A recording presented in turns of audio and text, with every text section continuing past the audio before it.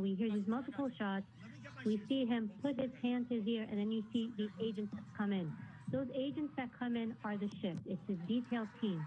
For them to come in like that, that means this is a serious threat. Something serious happened. We're also seeing the tactical team, and we're looking at the live shot. The shot of the tactical team. That's the element that comes in. When you see the tactical team, their job is to look for the threat. So you have two entities here. The agents in suits, they're the shift. Shift comes in, immediately comes on top of the president, and they are there to surround him and to make sure that the shots hit them. The tactical element that we see come in after, their job is to move out, and we see them facing out toward the crowd, and they are to look for the threat. Clearly, we see the agents that get around him, they shield him, and then they move in this unison to shield him body-wise so that nothing strikes him. They move him slowly down the stairs and make their way to the armored vehicles. That's what we're looking at. Now, Lester, if we're looking at how did this happen, again, this is all alleged, nothing's been confirmed, but if we're looking at what's going on here, what went, and it's soon to say, but how does such a thing happen? When you have rallies like this, ideally, you're supposed to have magnetometers. So that's going to be the first thing they're going to look at. Were there magnetometers, right? How did this weapon get in? Sometimes when it's a former president, you may not have all the elements that a sitting president would have, right? All the tactical capabilities. So it's going to be, how did that weapon get in? Were there magnetometers? Were people checked for weapons? And then from that point, where was that person positioned, right? How were they able to get in and get that angle of a shot? Well, as we look at these pictures, again, as you described, the former president being rushed into that vehicle to be taken away from the scene, I keep thinking about what's happening in the crowd. Unfortunately, the cameras aren't pointing on the crowd, but given the number of pops or potential shots we heard, it seems a lot of people were at risk. You've covered these events, no doubt, as have I. A lot of people wanting to get close to their candidate. That's part of what happens in a campaign. How does the Secret Service draw the balance there as to create, a fortress of security at the same time, allowing people to do what people should be doing at rallies like this? So let's go to your first point where there's people there. When you do these events, and I've done these events, it's called a site advance. When you secure an event like this, you're the site agent. So you have two goals, two missions.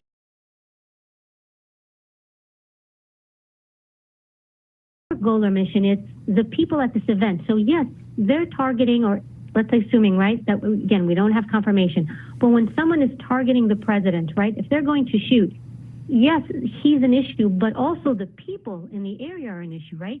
Where are all these rounds going? So when we hear these sounds, these small, these echoes of what appear to be shots, it wasn't one shot. There were multiple shots, and every round, Lester, has to go somewhere. It lands somewhere. Where are they going? So you've got all these people. So you are responsible, not just for the safety of the U.S. president, but you are responsible for the people there. The president, think of him as he's a target, right? Wherever he moves, danger goes with him just because of what he attracts as a sitting U.S. president or a former president or a candidate. So when you put them in a place like this, you also have to think strategically, what about all the people there? Now, you'll see the barricades that are set up. You see the stage that's set up.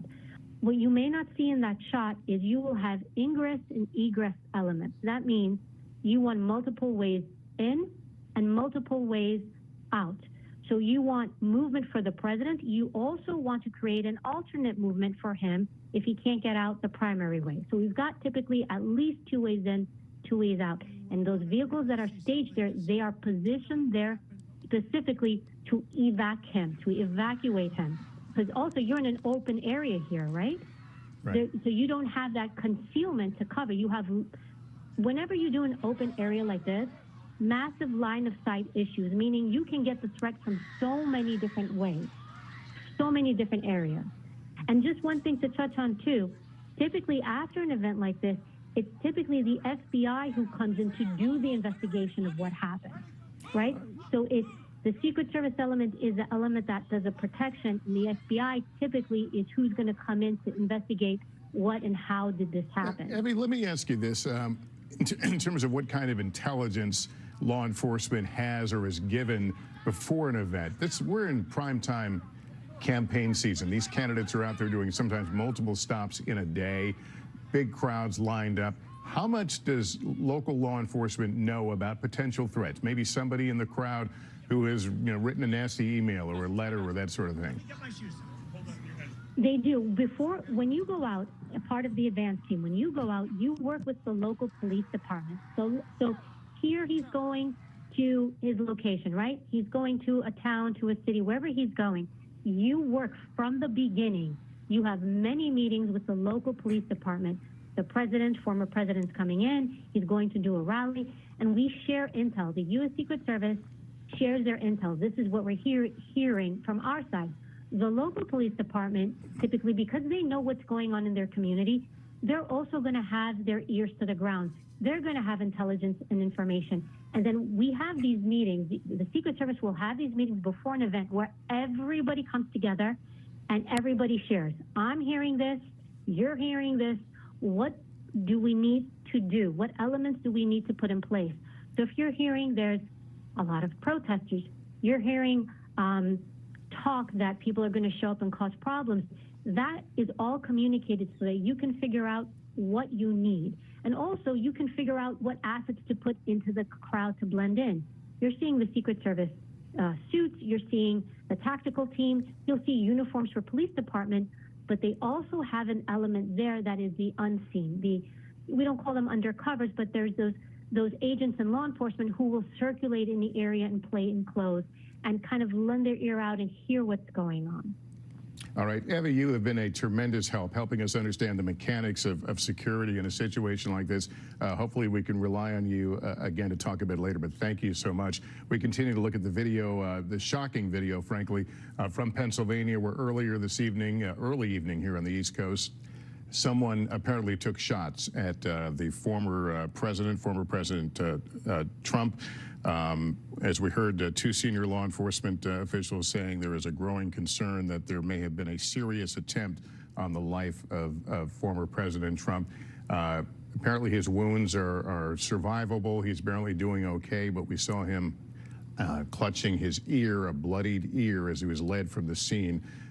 People heard multiple pops in the crowd. We are continuing to track information we can about any potential other victims in this, people who might have been in that crowd. This was a rally unlike pretty much like so many we have seen throughout this election season. People joyous, people excited about seeing the candidate, hearing what he had to say. Nobody signed up for this, however. I want to go to NBC's Dasha Burns, just outside that Trump rally north of Pittsburgh. Dasha, you were there as the crowds were trying to get out. As you watch the video, of course, your eyes are focused on former President Trump and his reaction, but you're also seeing people in the crowd who seem unaware or don't quite realize what's happening. I suppose that's not unusual. As you were able to exit the grounds, were people beginning to fill in some of the blanks of what they saw and heard? Yeah, Lester, absolutely. There was a lot of confusion initially. You don't expect something like this to happen going in. There's so much security protocol when you come to a Trump rally. And as we were first hearing those sounds, so many people that I've talked to, myself included, our team here, thought it might have been fireworks. We weren't sure what was going on. Now, as everyone has taken a bit of a breath and is trying to absorb what happened, we now understand that that's not necessarily the case. We are coming to you live right now from the parking lot for this venue. Trump rallies attract thousands and thousands of supporters. There are thousands of cars here.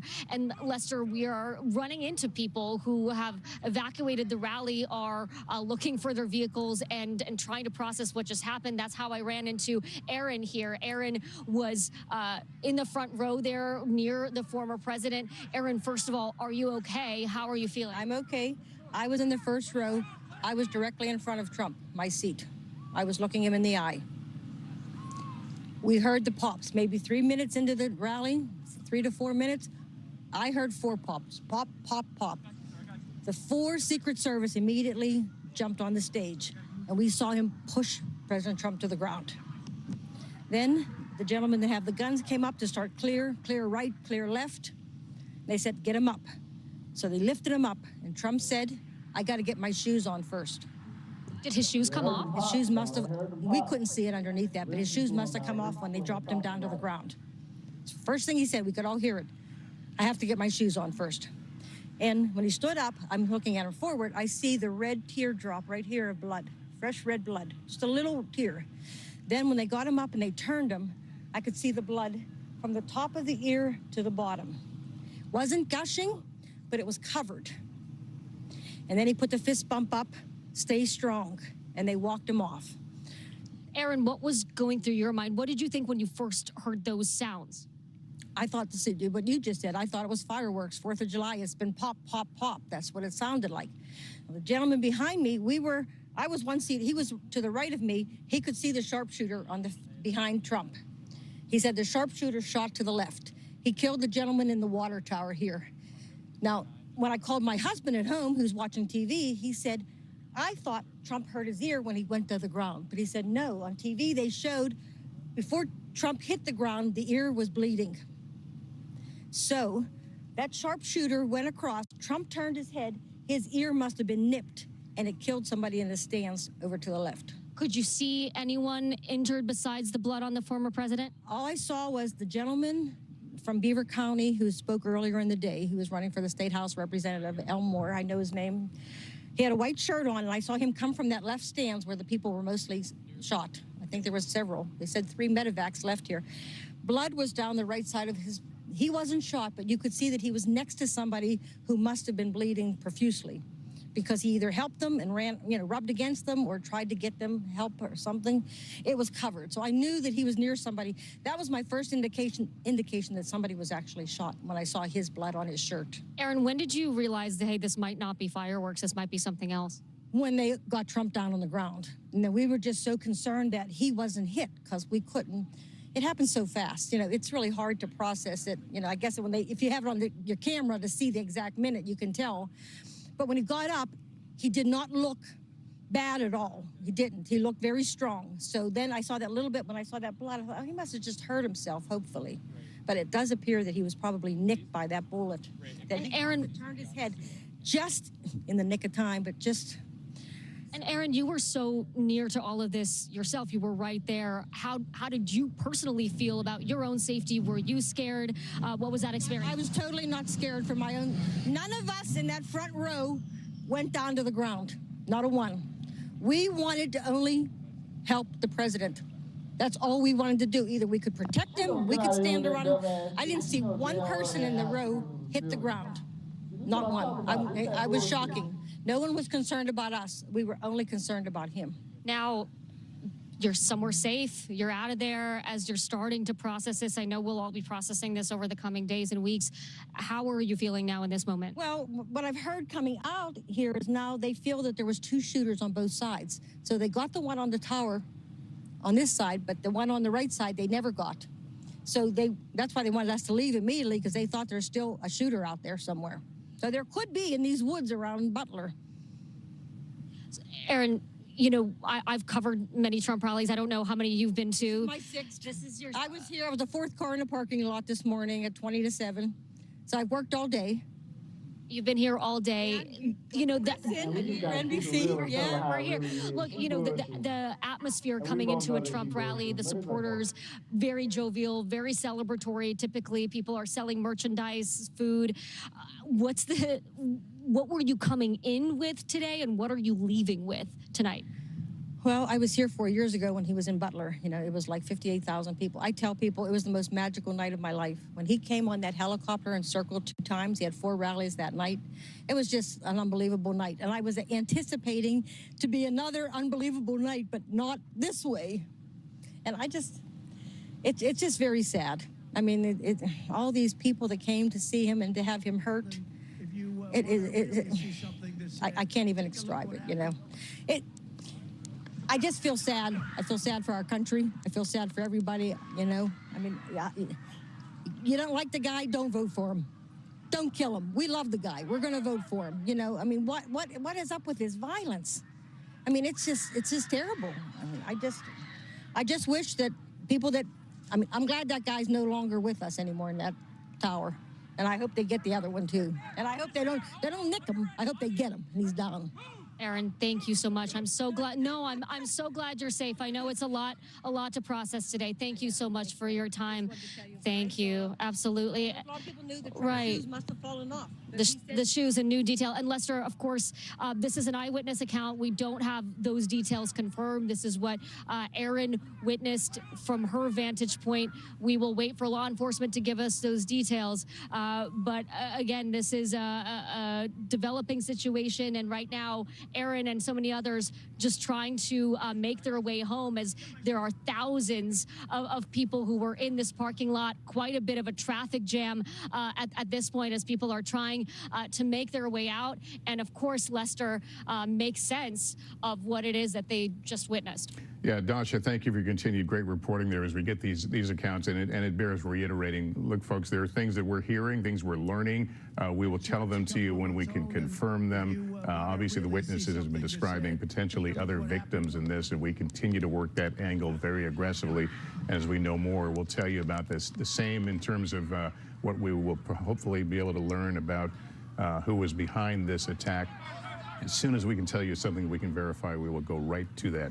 Our senior White House correspondent, Kelly O'Donnell, joins us now. Kelly, talk to me about reaction from the Biden administration, obviously watching this with great concern tonight. Well, Lester, there are important steps that the administration takes at this point. The current president has been briefed by the director of the Secret Service, Kimberly Cheadle, and of course, her agents were with former President Trump, are getting direct information from the scene to the president. In addition, the president has been talking with his Secretary of Homeland Security and his Homeland Security advisor inside the White House. That, of course, is Alejandro Mayorkas, the secretary at the cabinet level, and Liz Sherwood Randall, who advises the president on potential homeland threats inside the United States. In this moment, it is not candidate and candidate. This is the sitting president having to deal with the law enforcement piece, the national security implications, and sort of the mindset of the nation when an event like this happens. So the president is getting those threads of information coming into him.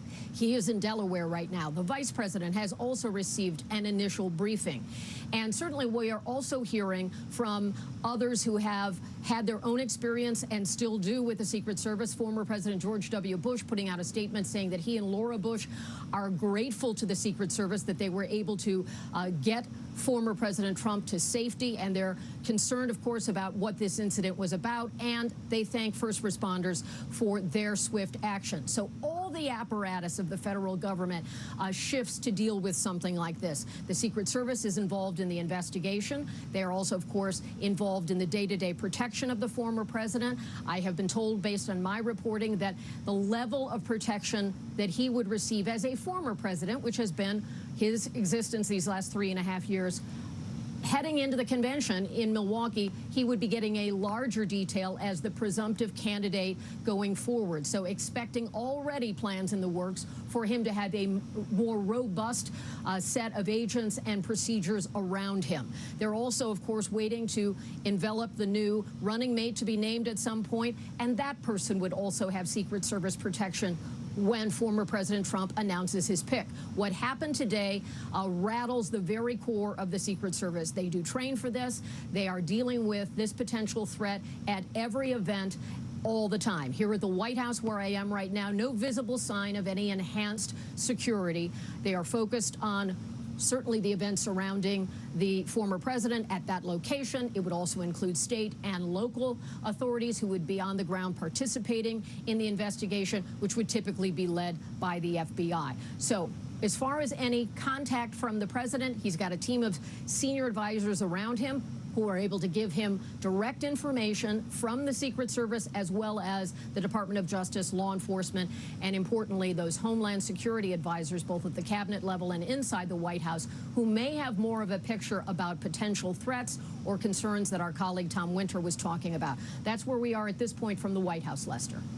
Kelly O'Donnell, thank you very much. Excuse me. The good news is, again, we saw the former president leaving, getting into the car, pretty much under his own power, certainly supported and escorted to safety. But he looks like he will be okay. And once again, flashing that triumphant fist that is characteristic of many of his campaigns.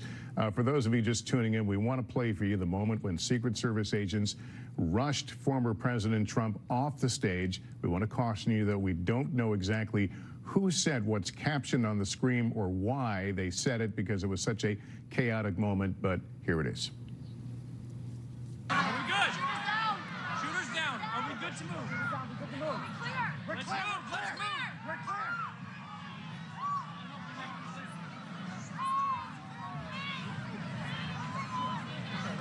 Come on.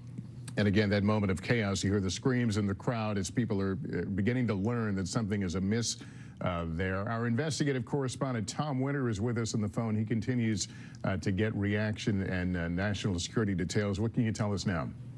Lester, while I'm on the phone with you, one of my colleagues is on the phone with the local district attorney in that county who tells NBC News that the alleged shooter, the person they believe responsible for this event, is in fact deceased.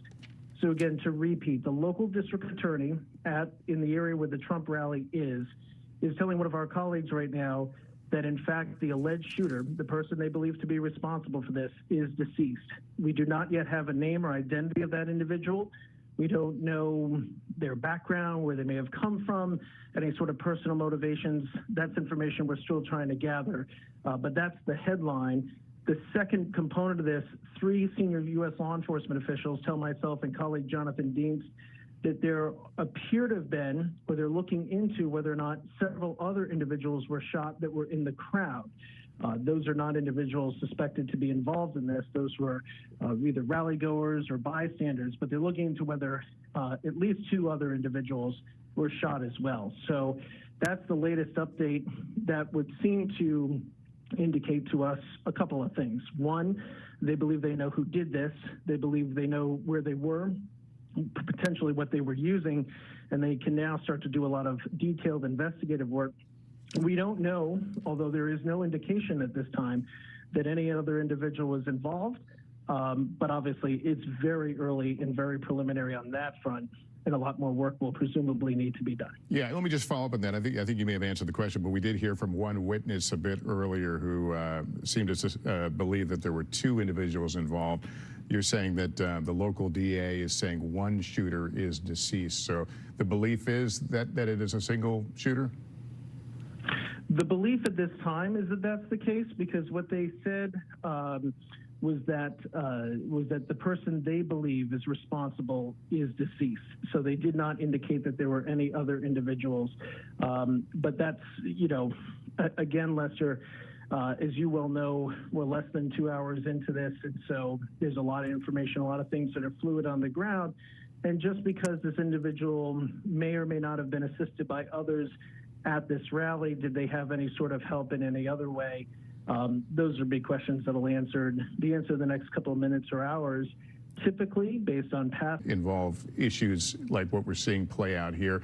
Is it likely this thing is going to unfold very quickly, that they will work backwards from the moment of the shooting and have a pretty good idea of what they're dealing with? So let's take, for law enforcement, worst case scenario with respect to the investigation. If this individual had no identity on him, no sort of background, the FBI would be able to instant fingerprint him at the scene. They would be able to get information, and either that way they'd look into facial recognition to see if they could identify him in any sort of government database. From there, you might know where the individual lives, any relatives. They will comb through every inch and ounce of his social media. They will have the ability to go to social media companies and ask for an emergency warrant, and they will most certainly be granted to get access to those communications, cell phone communications, text communications. Tom, all of that will be part of the instant investigation. I apologize to ask you a question, then I have to interrupt you, but we are getting some confirmation. The Butler County DA is now telling us that one spectator has died in this incident. One has been apparently wounded and is in critical condition, and the shooter, as Tom has been reporting, is dead. So to repeat that news, and this comes via the Butler County DA, one spectator at this Trump rally is dead, another is in critical condition, and the shooter, what we believe right at this hour, the lone shooter, is also dead. And as our colleague Tom Winter was reporting, they will work very quickly and work backwards, and will likely know a lot about this individual in a short amount of time. You see former President Trump trying to acknowledge the crowd while being obviously stunned and being led to the safety of an armored vehicle, but it appears that he is okay, suffering what we've all been able to see, some sort of a graze-type wound to his ear. We hear him, asking for his shoes. He is led away. He continues to turn toward the crowd to offer a sense of assurance that he is okay. He is now clear of that scene as people continue to leave, all of them telling stories of hearing these pops. Some of them, one woman we had on was able to describe the shooter. Now that we've got that confirmed, her account certainly jibes with what we're getting now from the officials in Butler County, Pennsylvania. And that is the crowd here trying to rally their spirits. And certainly this was several minutes apparently into the former president's rally there in Pennsylvania when this occurred. Multiple what sounded like shots, pops, but we presume there were gunshots fired in his direction as he was looking to the right. And a little unclear, he grabs his ear, and then you can see this team of Secret Service agents can quickly swarm him, confirm that he is clear, out of danger, the risk nullified, and then he is escorted to his vehicle and to safety. That area you're looking at right now is a crime scene. We've seen subsequent pictures where you see the police crime tape, and they will treat it as any other crime scene and try to get the details of this. We don't know what this means in terms of the exact injury that former President Trump received, what treatment he may be receiving, what this will do to his ability to campaign. We certainly, of course, expect to see him in this coming week as the Republican National Convention is about to begin on Monday in Milwaukee. So RNC officials certainly trying to figure that out. But right now, the greatest concern is from that angle is the health of the former president. And of course, thoughts also turning now to the one spectator who was killed in this, another spectator who was in critical condition from a wound sustained during all this. NBC's Dasha Burns is just outside that Trump rally north of Pittsburgh. She has been giving us plenty of updates here. Dasha, as you've heard, we've now been able to confirm that at least one spectator has been killed in this, and the shooter himself is dead. Lester, just for those who are joining us in this moment, just a reminder that our team, we were in the press pen when this happened. We were in front of a camera, just getting off camera as the former president started to speak. Just a few minutes into his speech, this transpired. We ran for cover as we were trying to figure out what exactly had happened, initially thinking it was fireworks, then realizing it could be something more serious, and now, of course, we know deadly. I am in the parking lot right now, just outside of this venue. This is where press and general attendees have had their cars parked. This is where we evacuated to when we were told to leave the site that is now a crime scene. And I've been running into witnesses here as people have been trying to find their cars, trying to make their way out. And that is where I ran into a man named Joseph, and I want to introduce him to you now. And as we just learned, Joseph, you weren't listening to the program here, but Lester Holt, NBC News, just reporting that one of the attendees has deceased, has died from injuries as a result of the shooting. Joseph, you told me off camera that you may have witnessed this, and I'm so sorry to be talking to you in this tragic moment, but can you describe what it is that you saw? I was attending the rally. I was in the set of bleachers, the very far left of the podium where President Trump was speaking. I was there with friends. I heard several gunshots. The man beside me suffered a gunshot wound to the head, was instantly killed, fell to the bottom of the bleachers. Another woman looked like she got hit in the forearm or hand. And then at that point in time, it was rather chaotic at that point because half the people were looking because they thought it was fireworks. I knew it was gunshots right away. My friend, he hit the deck. I was kind of looking around just trying to see where the shots were coming from. It seemed to me like the shots were coming from behind the bleachers. It seemed to me the man got hit in the head from behind.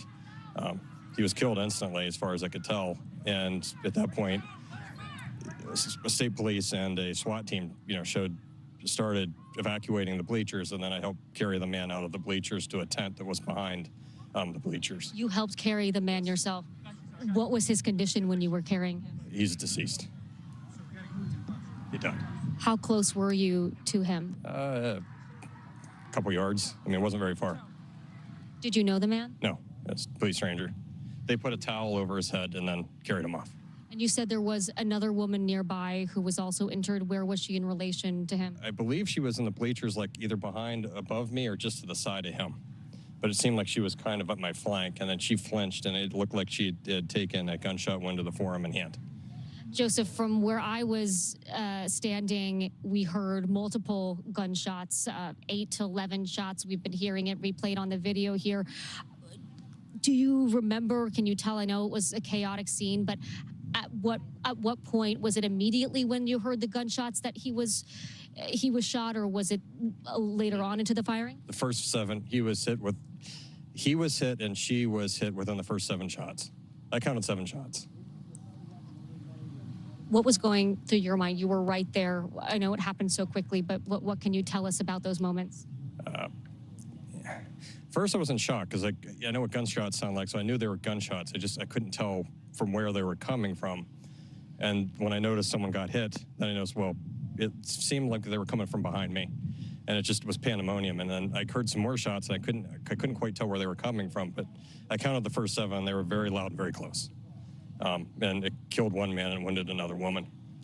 And Joseph, you told me that you're a doctor, you're an OBGYN. How did that background play into how quickly you were sort of able to assess the situation and know what happened to these individuals and know what was going on? Well, I told the police, I tried to render assistance. I told the police I could render assistance. They had another physician on the EMT team, so they kind of took over. So they didn't really need me, so I kind of helped carry them down initially out of the bleachers.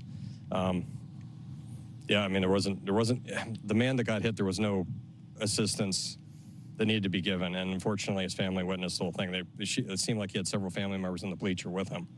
And they were quite upset. They didn't know, they were in shock. They didn't quite know what was going on. But the man was definitely killed instantaneously. Could you tell sort of how many family members or people who knew him were with him, and what was their reaction? I thought there was 5 people. 2 of them were relatively hysterical. So, but they were, when we took the man out of the bleachers, he went to the tent. There was an aid tent or some type of tent behind the bleachers where they took the body, and they immediately evacuated the family with them. And 2 out of the 5, it seemed, in shock, hysterical. Like they were still trying to process what was going on. Joseph, from where I was standing, we heard the shots. We saw the president go down. Yeah, I saw President Trump get hit. Yeah. What can you tell us? What details you remember? It seemed like his head was off to the side, and it seemed like he got nicked in the ear. Was that before the Secret Service took him down to the ground, covered him? Right before the Secret Service. I mean, it was maybe, again, it's hard to tell, time dilates when, it seemed like it was a second or 2. Like that first 7 shots that went off, the man got hit. He was killed almost instantly. The woman in the bleachers, she got injured, like she got hit in the forearm and the hand. And then in those rounds that were fired, again, I was videoing the event, so that's when I saw Trump get hit. And it seemed to me like he was looking to the side and the round grazed his ear. So. Could you tell the gentleman that was hit in the head what angle he was in relation to the former president, like which direction the bullets were coming from and to? So it looked like he was facing the president at the very far left portion of the bleachers, so he's directly facing it. Again, it seemed to me like the shots were coming from the rear, like behind us. And for me, it seemed like the man was in the way. I guess... In the way of the former president? No, it seemed like the man was in the way of the shots between whoever was shooting the gun and the president. The man was hit, it seemed like he was in the crossfire. And I know... That's what it seemed like. And I know you're in shock and still processing all of this. It's sort of hard to evaluate our own emotions in this moment, but you just experienced something horrific. Yes. What can you tell us about your state of mind right now?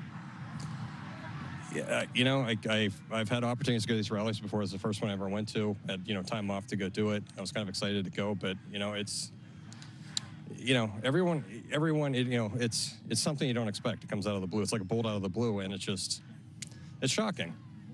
The way politics goes in this country, it just seems like it's really polarized. Everyone's just very angry. I'm honestly shocked this didn't happen earlier.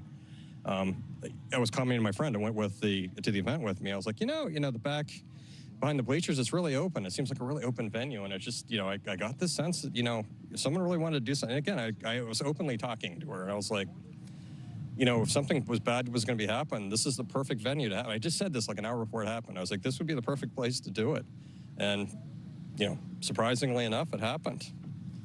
A devastatingly prescient observation from you.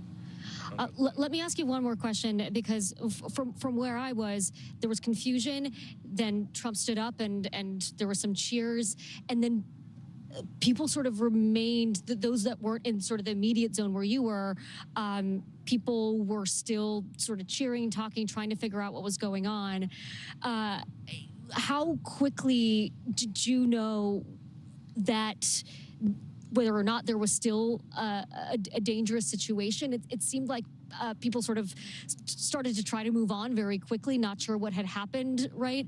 So how soon did you know whether or not it was even safe? Did you want to get out of there? What did you witness in sort of the immediate aftermath once the shots stopped? Well, it seemed after the shots went off, everyone thought it was a prank. Everyone, I think, got a sense, like when I looked out into the crowd, everyone thought I think the initial reaction, everyone thought it was a prank. I knew better it was a gunshot because I just saw a guy got hit. And it did. For those of us that didn't see, some people started laughing, some people were confused. It wasn't immediately clear to the crowd that didn't witness what you witnessed, that this was in fact a dangerous and deadly situation.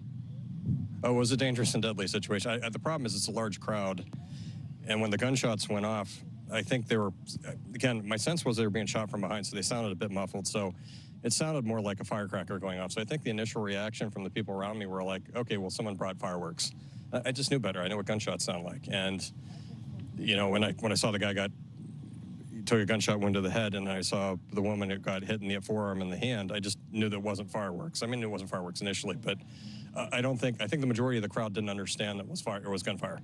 And I think people took it really seriously when the SWAT team started jumping over the rails.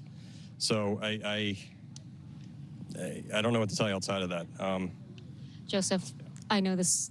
I can't imagine what it takes to describe what you just witnessed in these moments, right in the aftermath. So we thank you so much for sharing. We're happy to. Lester? Dasha, thank you for that account. I mean, no one should have to, fear for their life going to a political rally, something that is uniquely American. But these people have experienced the horror of someone opening fire on the crowd, and a former president who was, of course, the headliner at this rally tonight.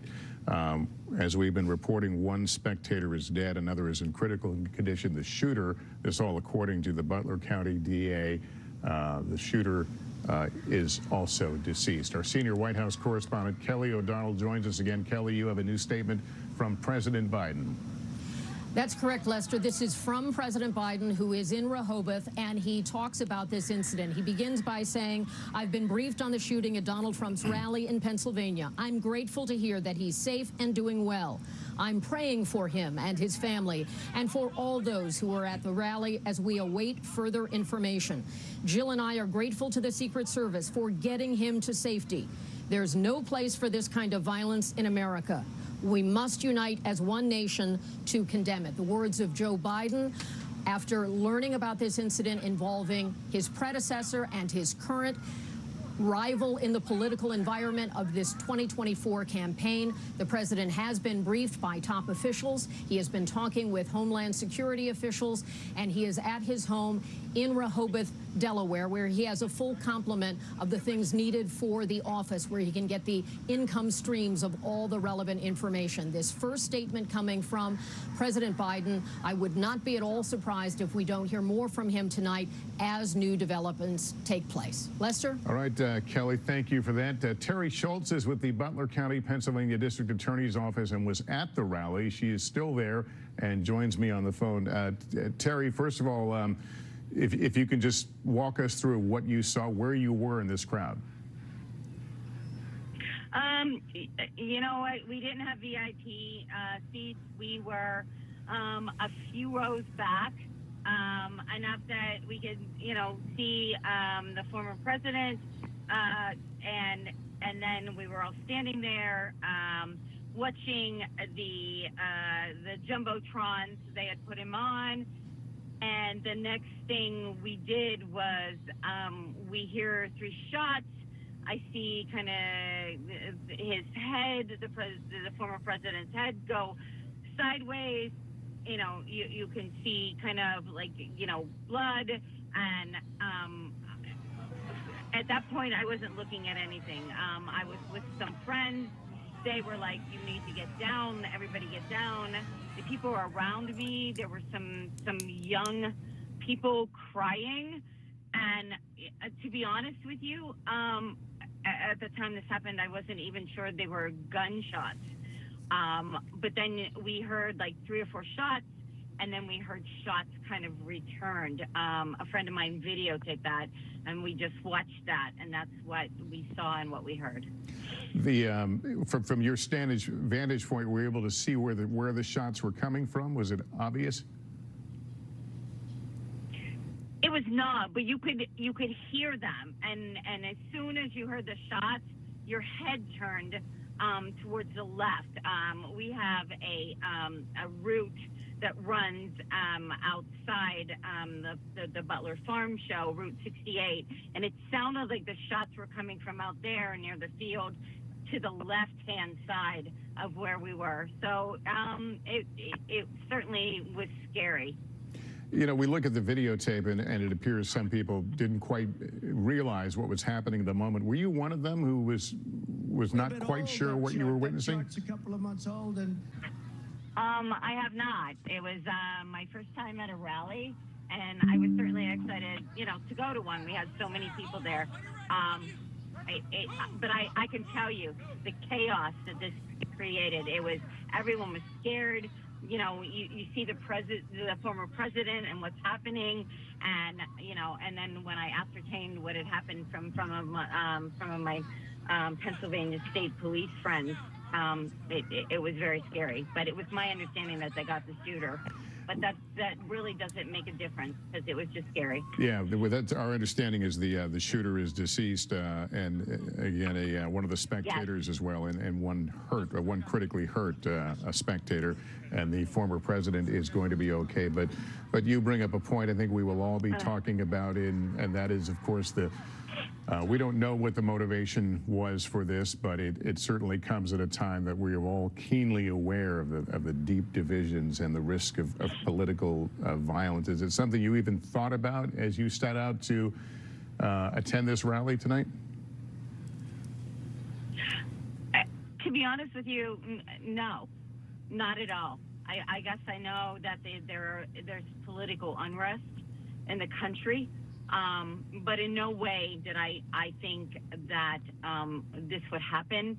And what concerns me more is it's not only political, but there are innocent people here, and look what happened. And it should just never happen in our country. It really should not. Your point is certainly well taken. I know you're with the DA's office there. Do you have any special insight into how the investigation is proceeding?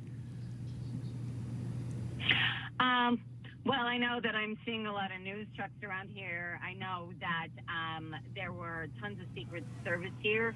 And again, I guess for me, I just question how somebody got through security, or where this person was in a field that somebody wasn't looking after them. And I guess that's just me and from my perspective of what I do. Yeah. All right, Terry, thank you very much. As we continue to look at some of the pictures of the aftermath, we've shown you some of the still photos as well of people crouched down for safety, not sure at that moment where the threat was coming from. I want to tell you, we are hearing that we will hear from the president. We read his statement a few minutes ago. We will hear from President Biden at some point this evening. We don't have a firm time on that, but we'll keep you honest and let you know when we know more about that. In the meantime, let me bring in our senior Washington correspondent, Hallie Jackson. Hallie, we're all shocked and certainly saddened over the loss of life here and the injuries, and we're certainly grateful that the former president is okay. But this is going to be a very tough conversation in the weeks coming forward, one we've had on different levels before. Share your thoughts, if you would. Yeah, and none of it, of course, taking away, Lester, from, as you described, the urgency and frankly, the devastation of this moment, given what we have now learned about what has happened at this rally in Butler, Pennsylvania. I can tell you that our team here at NBC News is out to a myriad of campaign sources close to former President Trump. And obviously the latest that we've heard, and you've been reporting this, is that he is okay. He is, in the words of a spokesperson, fine and being looked at. We are seeking more information. I can also tell you that based on a message to staff obtained by our colleagues here at NBC, Alan Smith and Matt Dixon, a top campaign official is telling staff members that everything is okay, that we have no details to share at this time, but saying they'll follow up soon with more information. They are directing staff members to not speak with members of the media. They want what they describe as a total lockdown here. They add that your personal safety is of the utmost importance here, to pray, remain vigilant, and be strong. That is the messaging now, according to NBC News, that Trump campaign staff members are getting from the top, as there is just, it is always, of course it is chaotic in the moments after something like this happens. And it's also, I think, another reason to be extraordinarily careful in what and how we report what we know has occurred here in what is just a historic day here in the United States, Lester. Yeah, and then of course, Hallie, we are here on the weekend before the Republican National Convention. Obviously, there will be some changes. We don't know what is in effect, but we're hitting primetime campaign season now. Yeah, we sure are, right? And this is a moment where everybody begins to pay attention, especially considering the start of the convention. I mean, think about it, Lester, not looking at the time here just after 8 o'clock Eastern, not maybe 3+ hours ago. The biggest story that I think most campaign reporters were chasing was who would Donald Trump pick to be his running mate. That was sort of much of the attention here on this rally in Butler, Pennsylvania. The conversation has clearly and necessarily changed very dramatically since then. I think one of the questions moving forward is going to be the movements of former President Trump. How long is he going to remain at the medical facility where he's at now? Where will he head after that? Does he still plan to be at the Republican National Convention starting on Monday? Obviously, that kicks off in Milwaukee with the expectation that at some point between now and of course, next week, he would announce his vice presidential pick. That is obviously taking a back seat to the immediate question of his own health and safety, as he is the presumptive Republican nominee here. And we are going to try to get some answers to those questions just as soon as we can, Lester. All right, Hallie, we'll ask you to stand by. Thanks. Let me bring in Kristen Welker, moderator of Meet the Press. She's in Washington. Kristen, you're learning a little more from the Biden campaign, their immediate reaction to this. Lester, we are, and our Monica Alba, who covers the Biden campaign, has this reporting that according to a campaign official, the Biden campaign is pausing all outbound communications and working to pull down our television ads as quickly as possible. And Lester, this underscores part of the conversation we were having earlier, which is that this is a moment that brings the country together in shock, in condemnation for this political violence. We are hearing from all quarters of the political universe, including some of those who have been quite critical of former President Trump. Liz Cheney, for example, saying the reports of the shooting in Pennsylvania are horrifying. Violence of any kind has no place in American politics. We are grateful for the reaction of the Secret Service and other law enforcement and pray for the former president and all those injured. Similar messages from former President George W. Bush, House Speaker Mike Johnson, and on, Lester. And it does come on the eve of the Republican National Convention.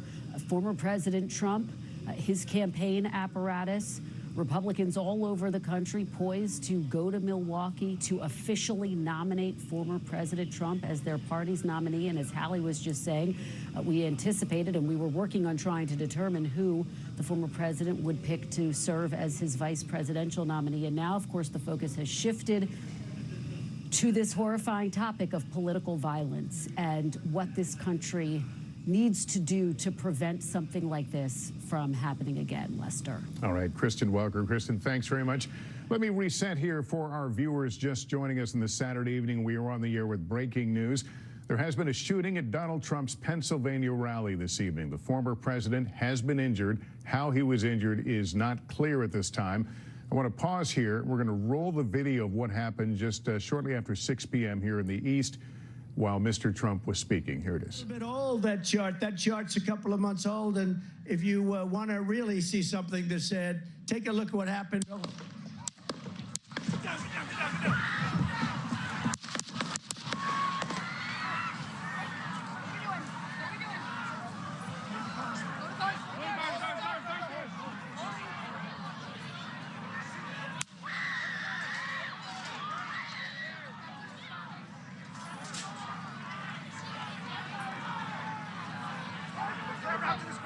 Move his hair. Hold. When you're ready. On you. Ready. Move. Up. Move. Go. Up. Hawkeye's here. Hawkeye's here. Move his hair. Stair, get ready. Stair, get ready. You ready? Down. Down. Are we good? Shooter's down. Are we good to move? We're clear. Let's move. Let's move. We're clear.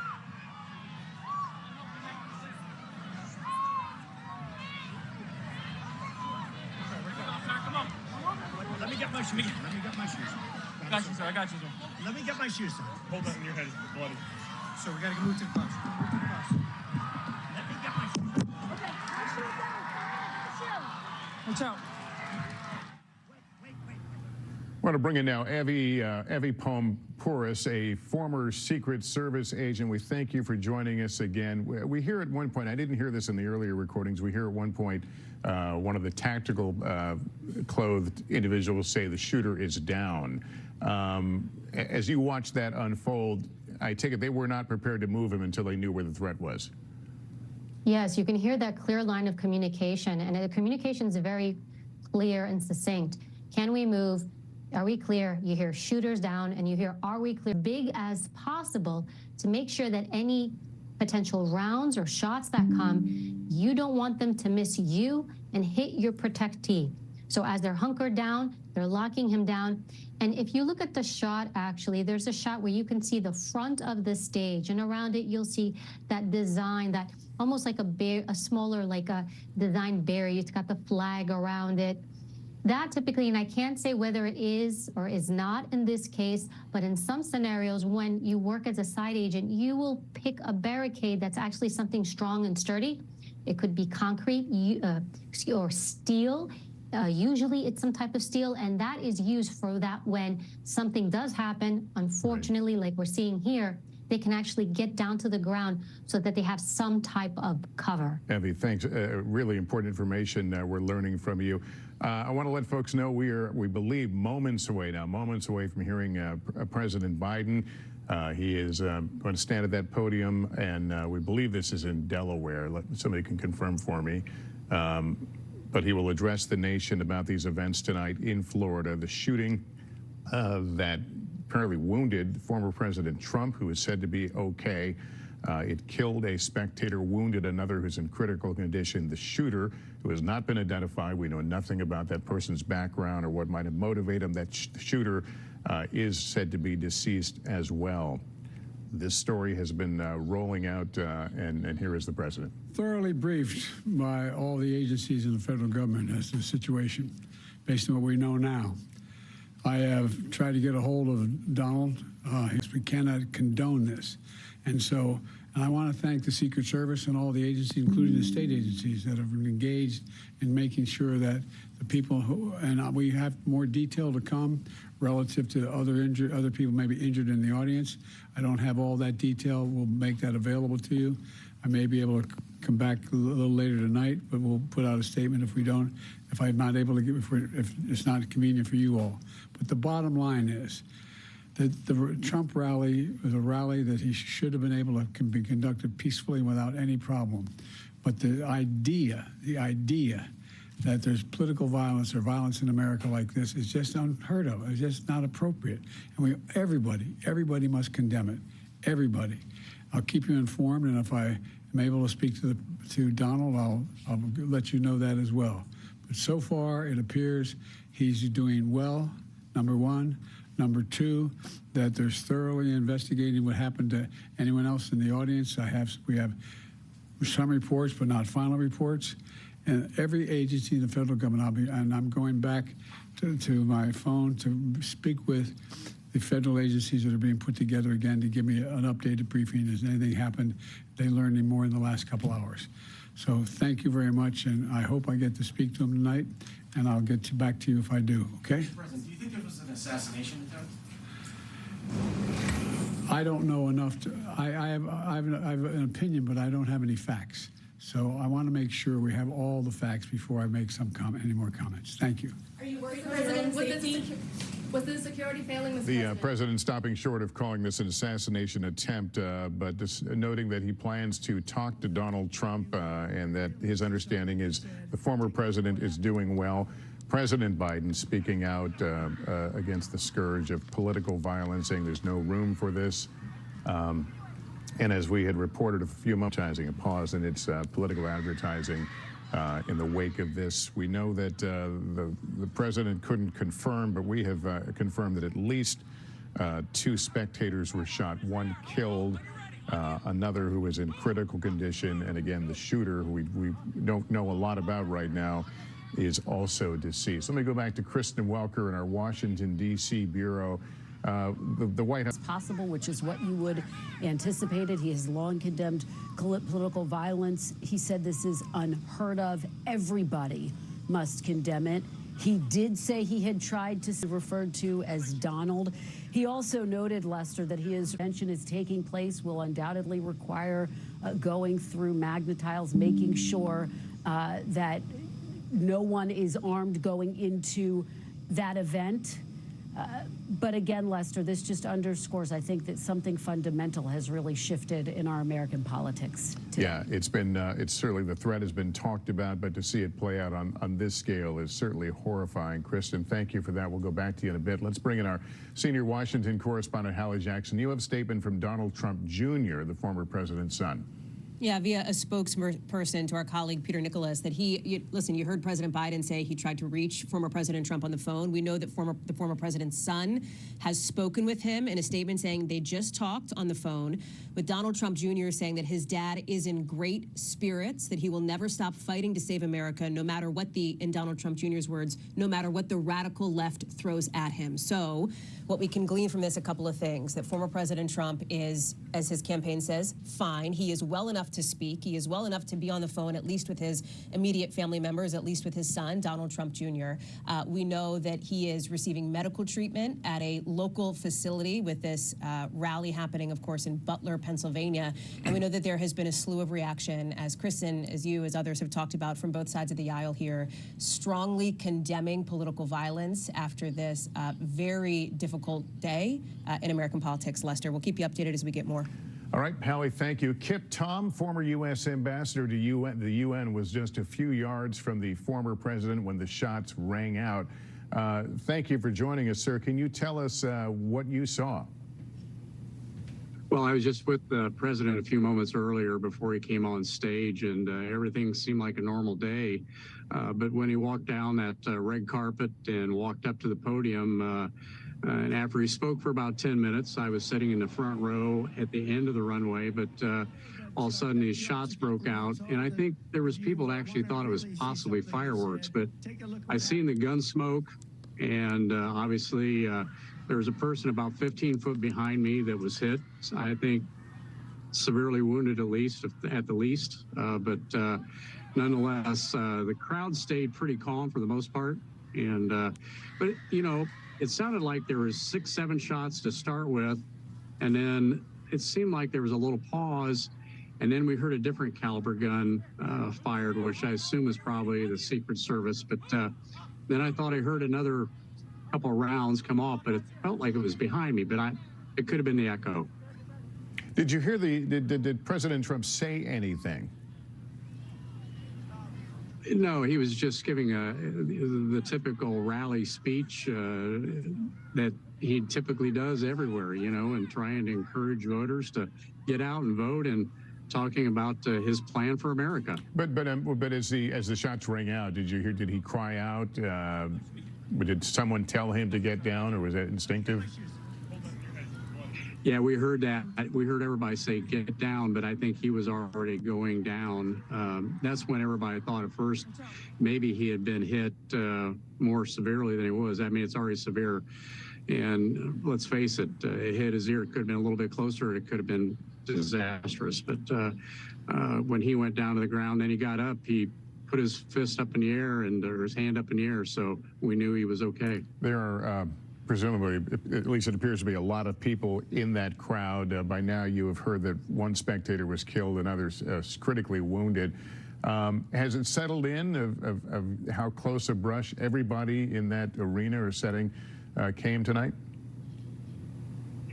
Yeah, you know, there's a lot. It was interesting listening to the people as they departed the scene, and you know, what was going through my mind, and of course being a little older than many of those that were there, but I was recalling the Kennedy assassinations and some of the other attempts that were made during my lifetime, and I was recalling those and thinking about those, and then moving forward to where we're at today, and we still have a problem with this. So it's shocking, but most people are pretty upset. There's no question about it.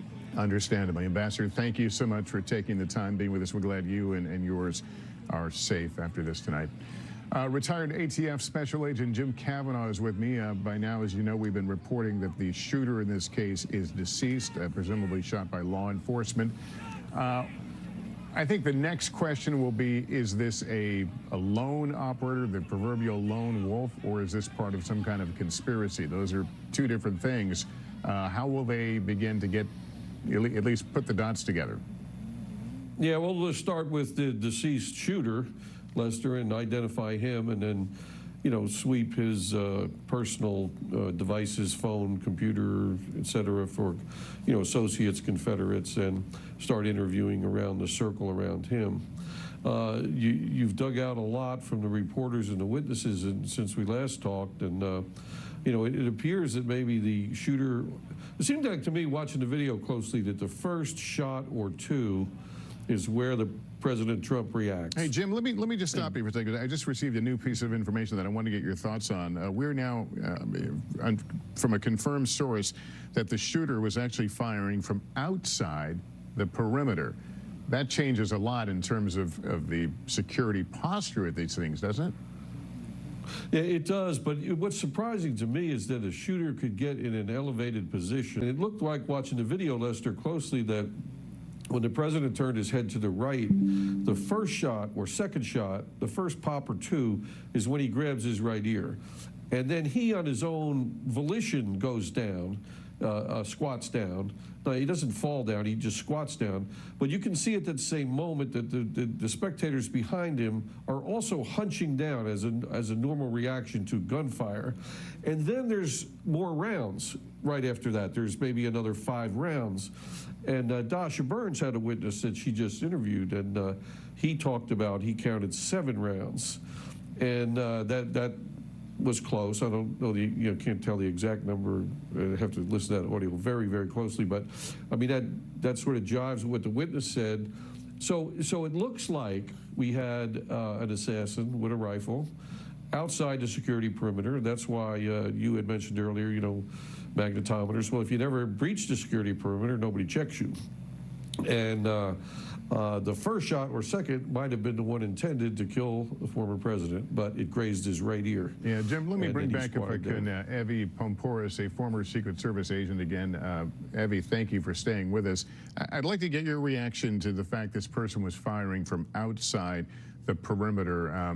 That raises a lot of questions about how these areas are secured. That's one of the most difficult things when you do outdoor sites. So when we spoke before, when you look at it this way, when you're in a closed environment, even if it's an arena, at least you're in a closed environment, I only have to worry about what's on the inside. When you do open rallies like this, right? You're outside. You have to worry about line of sight issues. Line of sight is a massive problem. Why is it a problem? Because somebody can be out in the distance and really engage your target from a long range. And there are weapons out there that allow you to do this. So even though, let's say you hunker this whole area down, you've got the magnetometers, you've got the tactical element, everything's locked and tight. How do you secure that outer perimeter? How far do you go? And can you cover everything? That's a problem. These are probably, of all the types of advances you can do, these are probably the least favorite amongst Secret Service agents, because you have the inability. And even if somebody is in an elevated position or not, how do you secure all those elevated positions when you have weapons with the capabilities that are able to shoot long distances? This is what you are up against. Yeah, and you point about weapons that can shoot long distances. We tend to think of those as long guns, things that stand out certainly in a crowd, whether you're, no matter what side of the fence you're on. The fact that this person is at some distance was able to strike the former president. Weren't sure it was a gunshot. So when you hear the shot like that, it does lead us to believe that it was at a distance. And that's why there's the confusion. I do want to say this, which is really interesting as I watch this. When you do security for these events, one of the greatest concerns are the people inside and stampede issues. And what I have to acknowledge is all these folks held steady and fast. We don't see people really losing it. We don't see people stampeding out, because it's not just the danger of the attacker, of what's going to happen. The danger a lot of times can come from within. So I really have to comment on everybody's ability to stay put, to not panic, and to allow the Secret Service, and also look at where that motorcade is. That vehicle where they exit him out, there's people all around, and you see everybody hold their position and allow the security team to evacuate. Yeah, Evie, thank you for that. I should note several years ago, working on a story for the Today Show, I went to the Secret Service training facility outside of Washington, and they put me through a simulation in which I was the protectee, waving to a crowd when shots ring out. And the swiftness of these agents moving around me, getting me in the car and driving off was stunning, even though I knew it was going to come. So the training is obviously something they do. They prepare for these kind of moments. I'm sure there'll be a lot of soul searching about what happened in this case, but impressive group of folks who put their lives on the line for these protectees on a daily basis. Evie, we'll get back to you in a few moments. I want to go back to NBC's Dasha Burns. She's outside that Trump rally. She was there when the shots rang out. We're obviously grateful. You and the rest of our team are fine, the other journalists, but we do recognize 2 spectators were hurt, 1 killed, another in critical condition. Dasha, you have had some pretty heart-wrenching interviews today. People saw a lot of things you can't unsee. Yeah, Lester, that's absolutely right. People who came to a Trump rally, some of them for the first time, looking forward to seeing the former president. There was music playing, people selling merchandise, people eating food, people reuniting with friends here, not expecting anything like this. Let me just set the scene for you right now. We are in the parking lot outside of the venue. Sirkin, our cameraman, is going to show you. People are kind of in a traffic jam right now.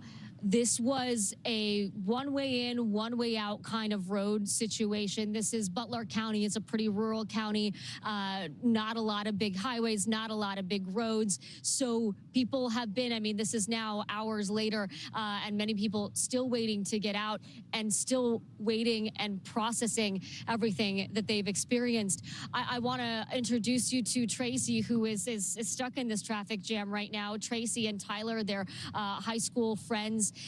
They were right there. And Tracy, we've been hearing some of these stories. Can you just walk us through what you saw? Absolutely.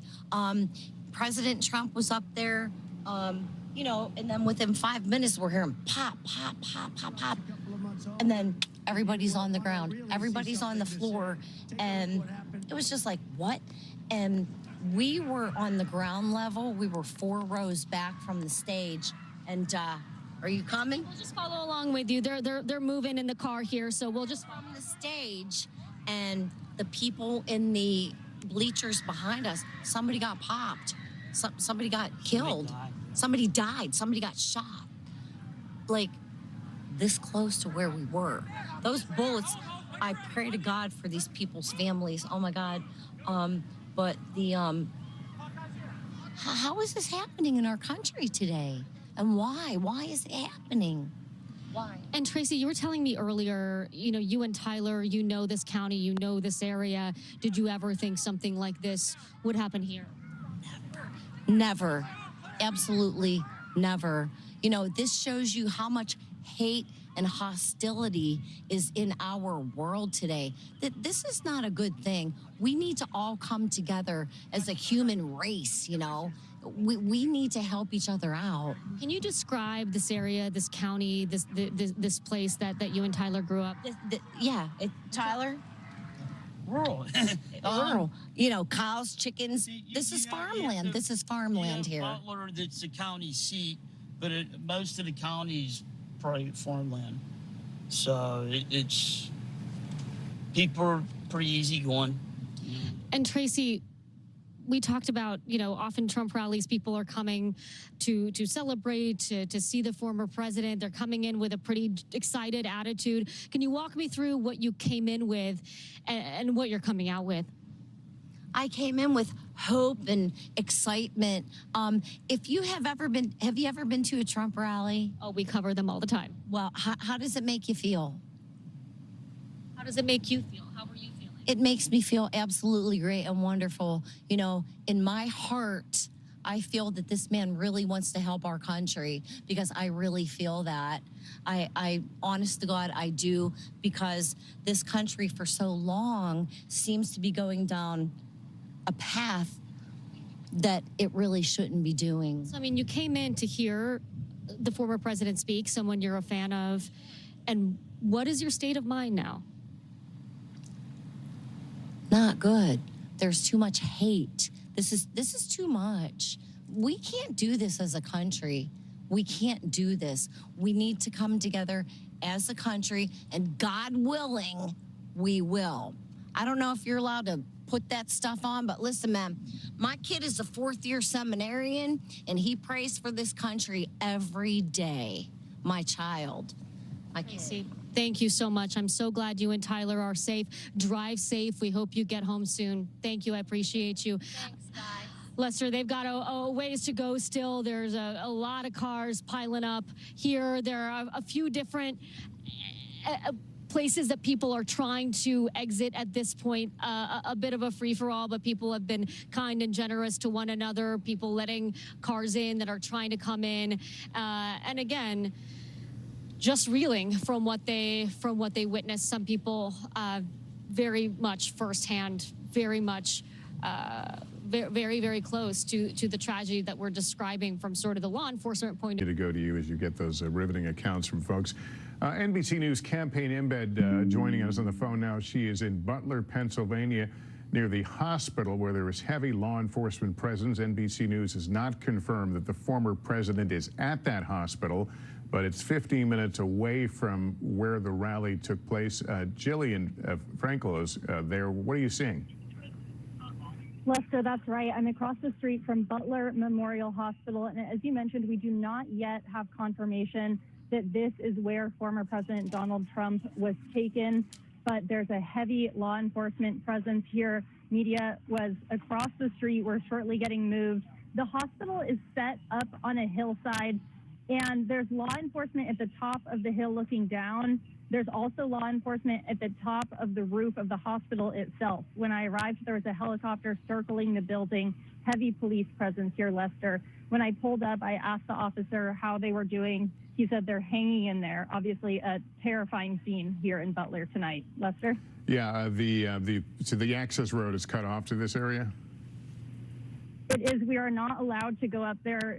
The police vehicles have moved, but we're not allowed to go up the hill to the hospital itself. And media was staged across the street. They're actually sending us further away from the hospital itself momentarily. But yeah, it was completely blocked off when I arrived here, and still a heavy police presence. All right, Jillian, thanks very much. Again, we haven't had correct me if I'm wrong from the control room, but I don't think we've had a complete description of the wound suffered by the former president. We have all seen the blood coming out from near his ear, his right ear. Somebody described as a teardrop of blood, of fresh blood. It It appears he might have been grazed by the bullet, but again, we haven't received a complete medical terminology description of the wound, but it does appear that he was certainly hit during all of this. He's largely under his own power, certainly being escorted down to the armored vehicle, but again, seems to be doing okay. In fact, we heard from President Biden a while ago, who said that he appears to be okay. We should note that President Biden says he will be trying to call former President Trump at some point here in the not too distant future. And there, the signal of triumph from former President Trump as he was put into that armored car and taken to, we believe, quite possibly the hospital we were just showing you a moment ago. Our investigative correspondent Tom Winter is with us. He continues to dig out fresh details. What more can you tell us, Tom? Lester, a couple of these things coming from official statements from law enforcement, or for 3 to 4 law enforcement officials, to myself and our colleague Jonathan Dienst. We know that the FBI is now on scene and is assisting the United States Secret Service along with the U.S. Attorney's Office in their investigation into this shooting today at the Trump rally. You bring in the reporting of my colleague Kelly O'Donnell on this as well, is that this shooting happened outside the Secret Service perimeter. So for folks that have attended any sort of political rally involving either party, involving a presidential candidate or a former president, you'll notice if you go that you are wanded, or you have to go through a magnetometer, kind of like an airport style security, if you will. That happens within the perimeter of the event. In leading up to the event, the U.S. Secret Service goes through the event site itself to make sure that there's nothing nefarious stored inside, that nobody's hiding out and waiting for a rally to begin. And they try to establish a perimeter that would allow them to be able to have a real control over the event. So what we're being told is that this shooting happened outside of that secure perimeter from a high point. Specifically where it is, I can't yet tell you. We're waiting to hear about that, but that's some of the information that we're waiting to get on. As far as what you're looking at on screen at the moments that this happened, this is standard protocol. You're looking at the heavy weapons teams that immediately went up on stage. Then you're looking at the Secret Service close protective detail of former President Trump, and this would be very similar at any event involving a former president, that they immediately surround him. Obviously, the Secret Service agents there are putting their lives into their hands if this individual was going to continue to fire. Speaking of the individual that law enforcement believes is deceased, that individual, the alleged shooter rather, is deceased, as I mentioned. That individual may have been shot by law enforcement. That appears to be coming into clarity at this time. We're still waiting on the specific details of that, whether or not that was a counter sniper team or somebody who was close to him. I suspect we'll get more details on that closely. As far as who did this and what their motivations are, there's some background information coming into view, Lester, but as you can imagine, there are a lot of names on social media at this hour. There are a lot of names that have been mentioned to us, and we're really trying to get a lot more clarity on that before we suggest a possible name of the individual who did this. But at this point, there appears to be no ongoing threat, and there's no indication that they're looking for anybody else. But this is now a full-blown federal criminal investigation, as you can imagine, and they will certainly try to determine whether this individual had any help. Not that we've received any indication of that, but that's obviously something that they will look into. And the type of rifle that could be used, as you would imagine, to fire from outside the perimeter to get close to that stage would be some sort of a high-powered rifle. The specific nature of that is, again, details that we're still waiting to get, Lester. All right, Tom, thanks very much. Let me go to Kristen Welker now in our Washington, D.C. bureau, who has more. Kristen? Well, Lester, just to reset for everyone, we are tracking the ongoing investigation that Tom was just talking about in the wake of former President Trump having been rushed off the stage after shots were fired at the Pennsylvania rally where he was speaking. To set the scene for everyone, the day started with the anticipation, the questions swirling about whether this might be the event where he announced his nominee for vice president. Obviously now the mood, the tone, the focus has shifted to this horrific act of political violence that unfolded at this Pennsylvania rally. President Biden did address the nation just a short time ago, saying this is unheard of. Everybody must condemn it. He said he had tried to speak with the former president had not been able to, but is continuing those attempts. He's also getting briefed. I want to go to our senior White House correspondent, Kelly O'Donnell, who is following all of this along with us. Kelly, what's the latest there? Well, from the Biden White House perspective, this is a moment for trying to get information to the president. He, of course, is in charge of the Department of Justice and the Secret Service that are, of course, the agencies that will be working on this. There is always a careful separation between the executive and the law enforcement capabilities, but that's why the Biden White House has a critical role to play to provide the resources at the federal level to investigate this. The president indicated that he also recognizes that state and local officials are very much involved with this right now.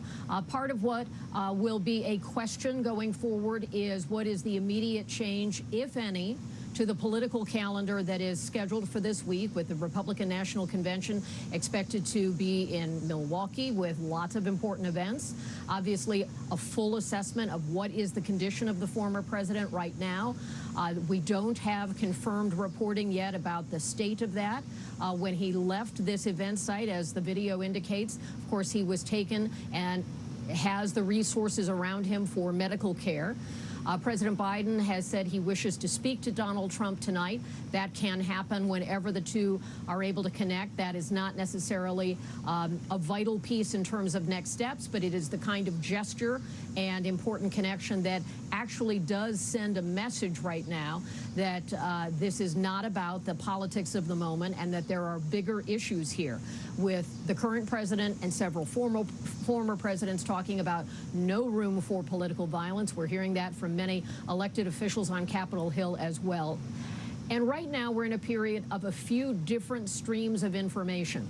What is the investigation producing? What is known about the shooter involved? The extent to which this was some kind of an organized attempt? Were there others involved? All of those questions need to be sorted out. Then there's the political fallout. There is typically a quieting period after an unexpected event.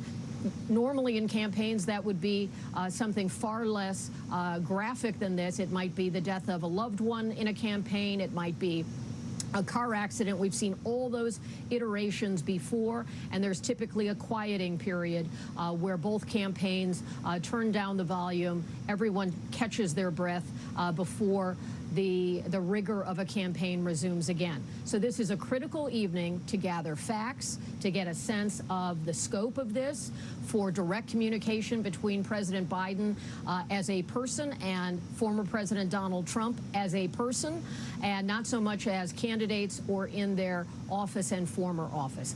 That's part of what's playing out here. Now, the president indicated he would speak again or communicate again if there were further developments, and there are questions to be identified about what next steps there should be, and are all the resources there. Even a question about where does former President Trump go in the immediate hours ahead. He, of course, was on the road as a candidate in Pennsylvania. What is the immediate plan for his next steps? Presidents and former presidents have not only a lot of security around them, but often their homes have additional security as well. So finding a way to safely transport him, making certain of his medical situation, and then the necessary communication between the White House and the former president. Those are the things we're watching. Kristen? Kelly O'Donnell at the White House for us. Kelly, thank you. And as you have been speaking, Kelly, we are watching these chilling, horrifying images of the former president rushed off the stage, bloodied, defiant, that traditional fist pump that Donald Trump is known for as he is whisked away to get medical care. Lester Holt is back with us. Lester. Kristen Welker, thank you. NBC's Dasha Burns is just outside that Trump rally. She was there when the shots rang out, and she is now in a sea of traffic of people still trying to leave that area, many with some pretty horrific stories to tell. Dasha? Yeah, Lester, that's exactly. And he was talking about his chart on this side, and he was looking directly at his chart, and when he went over to this one, that's when he was grazed here. He was shot. And if he would not have looked at his other chart it probably would have got him in the head. So he turned his head just in the nick of time. Yes, he did. He, in the nick of time. And Lester, let me just explain to you, and I want to follow up with you more, Vanessa, but this is what we were talking about earlier. I'll send it back to you, Lester. I apologize. Things are moving quickly here. We're apparently hearing from the former president himself. Hallie Jackson has it. Hallie? It is a new post on his online platform, Truth Social, Lester, in which the former president says, and I will read this in full, because obviously this is the first time that we are now hearing from the former president himself since this incident at his rally in Butler. He says, I want to thank the United States Secret Service and all of law enforcement for their rapid response on the shooting that just took place in Butler, Pennsylvania. Most importantly, the former president continues, I want to extend my condolences to the family of the person at the rally who was killed, and also to the family of another person that was badly injured. He goes on to say, it is incredible that such an act can take place in our country. He also adds, nothing is known at this time about the shooter who is now dead. The former president says he was shot with a bullet that pierced the upper part of my right ear. You're looking at that online post now. So he is confirming, he says that he was shot with a bullet that pierced the upper part of his right ear. He says, I knew immediately that something was wrong and that I heard a whizzing sound, shots, and immediately felt the bullet ripping through the skin. Much bleeding took place, so I realized then what was happening. And he ends this post by saying, God bless America. So, Lester, some significant questions that are being answered now from the former president here as to what happened, as to how he's doing, as to his state of mind, and again, significant in that he is describing in rather vivid detail the moment when he says that bullet went through his ear. He heard the whizzing sound. You're seeing some of these images now, including some that are being circulated by his allies with the former president, his fist raised in the air. He said he felt the bullet ripping through the skin with a lot of bleeding taking place. What we don't know now is where the former president, is headed next. We understand that he is obviously getting treated at that local medical facility. We know from his son, and I will tell you from other sources that I've spoken with, that he appears to be in good spirits. That is what folks are being told, and that his son, who has spoken with him directly, says. And you see the former president able to, obviously in these videos, this image we've been showing, able to move, able to pump his fist, but you see the blood that he's talking about there on his right ear as the former president is describing what happened. Important to note here, he is also, of course, extending condolences to the person who was hurt, the person who was believed to be killed there, and thanking law enforcement for their incredibly fast response. And you saw the response, Lester, in one of these remarkable moments as it unfolded. In some quarters, in some places online, there was a live stream of this happening. Obviously, the cameras of every network in the country were on this, given that he is the presumptive Republican nominee, of course, before this happened. And you see the absolute chaos there in Butler that we've been describing from Dasha, from Jillian, from Jake and Bianca and our teams there as the rest of it unfolded there. So again, Lester, the first statement that we are getting from the former president himself, posted as Donald Trump is wont to do, posted on an online platform there on Truth Social as he's looking to get the message out immediately, as quickly as he can, it appears, to the American people, that he appears to be okay, that he's extending his condolences, and specifically what happened, as he says, that bullet hit his ear, Lester. Yeah, incredible to look at how close that was to hitting a vital area of him. That first description from the former president himself, Hallie Jackson, thanks very much. Our senior White House correspondent, Kelly O'Donnell, joins us. Kelly, you have a new statement from President Biden. Hold on. Oh, I'm sorry. We're going to go to Garrett Hake right now. Garrett? Lester, in reading that statement from Donald Trump, confirming that, in fact, he was shot in this incident in Butler tonight, I think about the times that I've discussed his safety with members of his campaign over the last year or so, and there has always been tension and awareness in the minds of Donald Trump's campaign staff, even at senior levels, of the risk that he takes every time he goes out. Campaign officials will tell you that he gets an enormous amount of threats, frankly, as many politicians do across the political spectrum, and that the campaign has worked across this very long period of of time since he first announced more than a year ago that he would be running for president to balance, in some cases, his desire to hold these kind of mega rallies, these huge outdoor events, with his personal safety. They're very cautious about using what is known in the industry as OTR stops, the idea of him appearing at short notice in certain locations where folks cannot necessarily be screened in the same manner that they are by the Secret Service at events like this. And, you know, any presidential campaign thinks about the candidate's safety. It's a major part of the job. You work with the Secret Service for that reason. But this has been front and center in the minds of campaign staffers going back really since before the launch of this campaign. Obviously, an unusual campaign in the sense that here is someone who has never not had Secret Service protection from the moment he was first sworn in 2017 through this moment. And I think looking ahead now, and this is something that we're trying to report out, is what, if anything, is going to change about the Republican convention next week? Obviously, the former president was set to arrive there on Monday morning. He was expected to be in Milwaukee across those 4 days. These conventions, as many of our viewers know, are very much high security situations, downtowns locked down days in advance, very difficult to go in or out. What will change in the security, and what will change in the messaging of this convention? We've already seen some of Donald Trump's allies, perhaps most notably his son, Eric Trump, making use of that image on your screen right now, the fist pump from Donald Trump in the moments after we now know that he was shot, to say that this is the fighter America needs, in the words of Eric Trump and in the words of many of his allies, who are, I think, you know, setting aside the moment that we're in right now, and especially knowing from the former president's own lips now, or his own fingertips, I suppose, that he's going to be okay. This image of him as a fighter is so central to his political identity, so central to his campaign's strategy, and something that I'm sure will be incorporated into whatever we see of the convention next week. What changes might be taking place right now, Lester, very difficult to say. The campaign is on a complete lockdown, not talking to the press, really working through first what's going on with their candidate and what their next steps will be tomorrow and in the days ahead. All right, we're looking at a motorcade leaving a nearby hospital that has been under heavy security here since all this happened. We have not received confirmation that former President Trump has been treated there, but we did just see look like a small motorcade leaving the area. So we'll continue to monitor that picture. Garrett, while I have you here, let's talk about what is likely on the minds of a lot of people. I mean, certainly we're looking at a case where there has been a loss of life. Another spectator has been seriously injured. But this comes as the country and Democrats are still wrestling with the issues over the President Biden's performance in the debate. And now this, I guess it'll take some days to play out as to whether we're looking at another reset and changing how people view this campaign.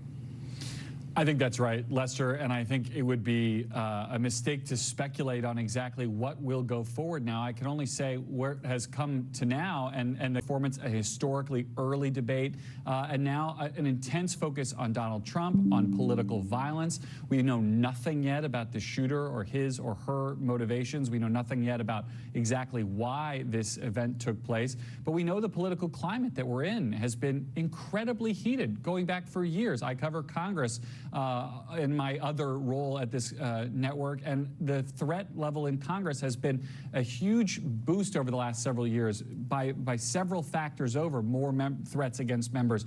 So the political environment has changed in that sense, and the heat is turned up to a level that we're just not used to seeing in the summer, which is often the doldrums of a presidential campaign.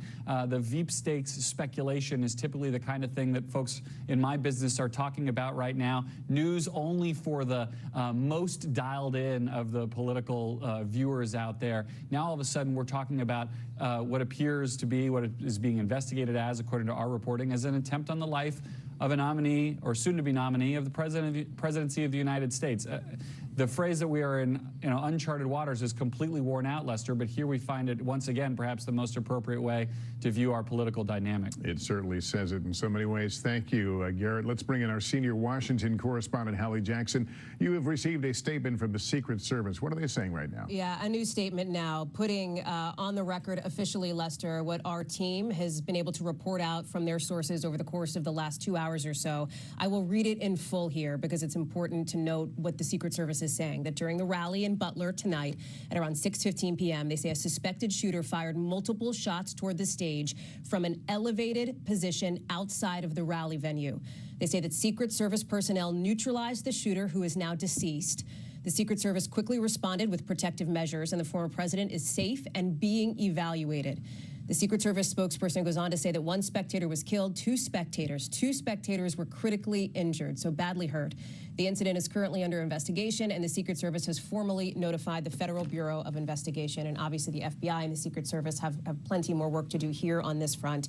But Lester, again, significant in that this is the official confirmation that, as we have been reporting here, the suspected shooter here is dead. 2 people have been badly hurt. 1 person was killed here in a moment that is reverberating not just in the political world, but around the country. And I will tell you, around the world, with international reaction coming in from world leaders. I want to also share with you some reaction coming in from the former president's daughter, Ivanka Trump, who is posting now in just the last couple of minutes that she is thanking people for their love and prayers for her father and for other victims of today's senseless violence in Butler, Pennsylvania. She says she's grateful to the Secret Service, to law enforcement officers. She continues to pray for our country, ending by saying, "I love you, Dad," again from Ivanka Trump, today and always. Lester.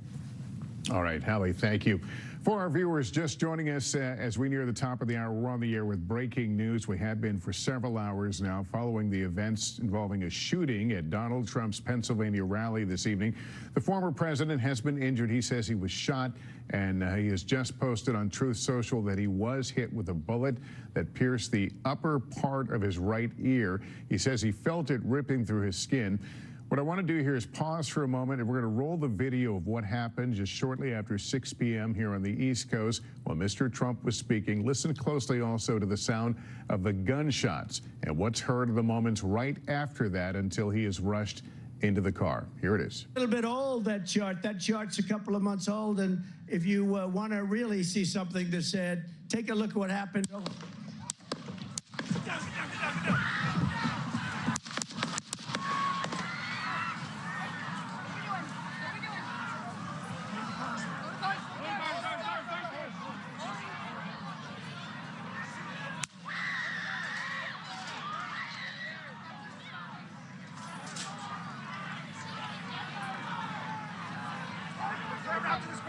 Move to spare. Hold. When you're ready. On you. Ready. Move. Up. Move. Go. Up. Hawkeye's here. Hawkeye's here. Move to the spare. Spare, get ready. Spare, get ready. You ready? Down. Shooter's down. Are we good? Shooter's down. Are we good to move? Shooter's down. We're good to move. We're clear. Let's move. Let's move. We're clear.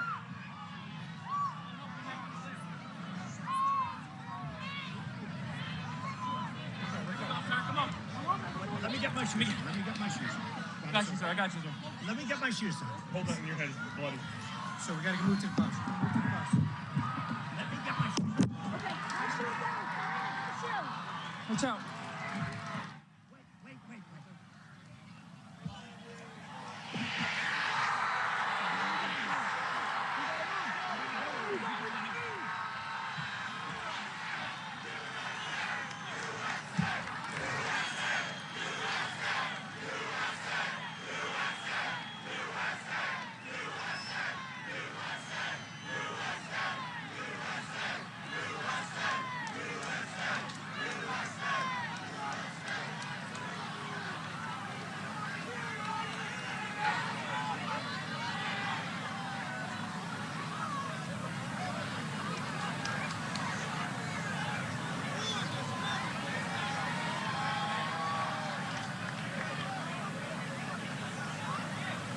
We wanted you to be able to see that really from start to finish to when he ends up here in the armored vehicle and is taken to, we believe, a nearby medical center.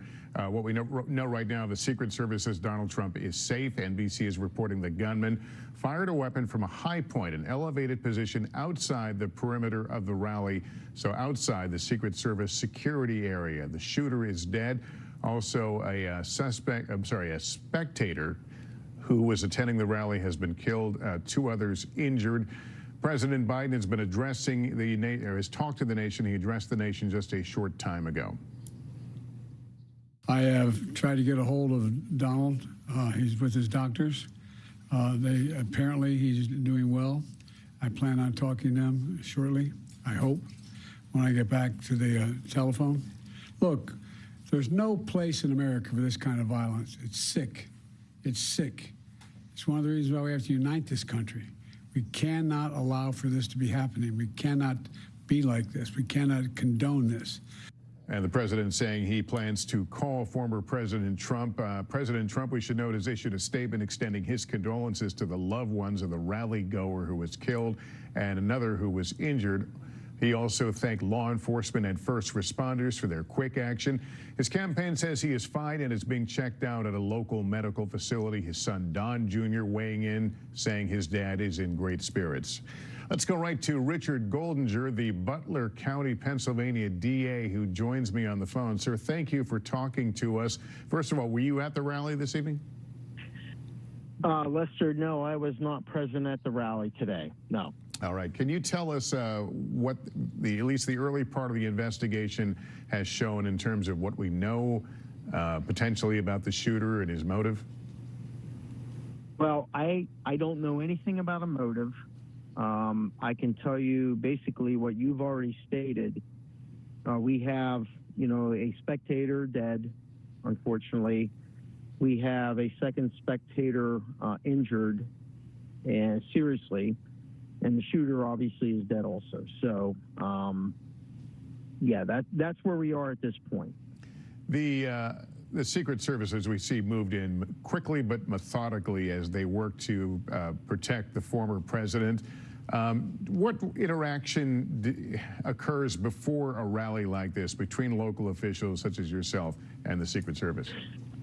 Well, I can tell you that for the last week or so, when this was first announced, that they have been talking to the Pennsylvania State Police, our local municipal officers. We have a CERT team that was activated for this event, and there was a lot of coordination to provide safety for not only the former president, but everybody that attended this event. So there was a lot of preparation put into this, obviously in a short period of time, but these people are professionals, so they know what they're doing, and they put the proper steps into place to provide safety to everybody that was going to be there.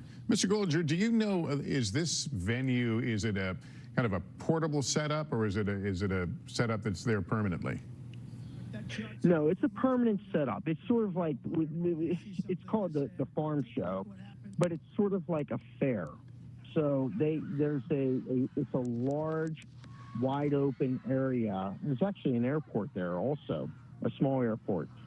So, yeah, it wasn't anything that they had to come in and set things up as far as, well, we're going to have this event here. They had to set the bleachers up and everything like that. But, yeah, and then I'm curious, are you familiar, we're now getting the reporting that the shooter fired from an elevated position. Can you, in your mind, picture what that position might have been? Is there a nearby hill? I absolutely can. Yes, I can. And right. So that would have been several hundred yards away, in my mind, from where President Trump would have been speaking. And again, off-site. So, was it a hill or just a elevated area? No, it's all fairly flat from what I can think. But obviously, if you get on a roof, you're elevated. So, and the showgrounds where they were at is all fairly flat. All right. Mr. Goldinger, thank you so much for coming on and speaking with us. We continue to watch these pictures again. We've played them, we know, over and over again, but I feel like you see something different. One of the things in my previous reporting with the Secret Service, you see that woman who appears to be around the president.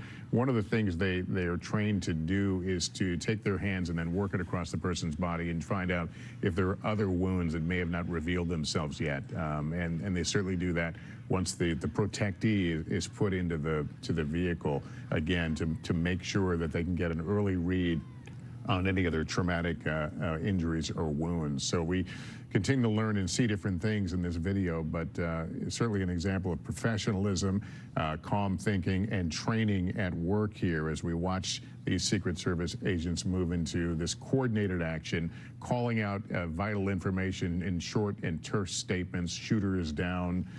Are we clear? And that sort of back and forth communication. It's fascinating to watch. NBC's Dasha Burns is still outside the what was the Trump rally. She was there when the shots rang out. She and her crew, we're happy to say, are safe. But you've been talking to people who were in a traffic jam. I don't see vehicles behind you, so it looks like there's some progress, Dasha, in clearing this area. Yeah, Lester, last time we talked, there were cars all up and down this road here trying to get out of this venue. There were thousands of cars parked all across these lawns here. Now that's cleared up, but we did speak to some of the people who have been making their way out, people who witnessed this absolute tragedy. And I want to introduce you to some folks who kindly pulled their vehicle over for us so that we could speak with them. This is Stacy and Vanessa. And as you said, Lester, the former president now posted on Truth Social describing how he was shot in his ear, grazed by a bullet in his right ear. Well, Vanessa was right there. You both were right in front of the former president when this happened. Can you describe what you witnessed? Yes, we were 6 rows back, straight in front of him, and at his podium, we could see him really good. He was talking about his chart, and he moved his head to the right to explain where they're at in the chart. And then as he moved his head to look at the chart up on the screen, that's when he got grazed in the ear. If he had not moved his head at that nick of time, it could have been a lot worse.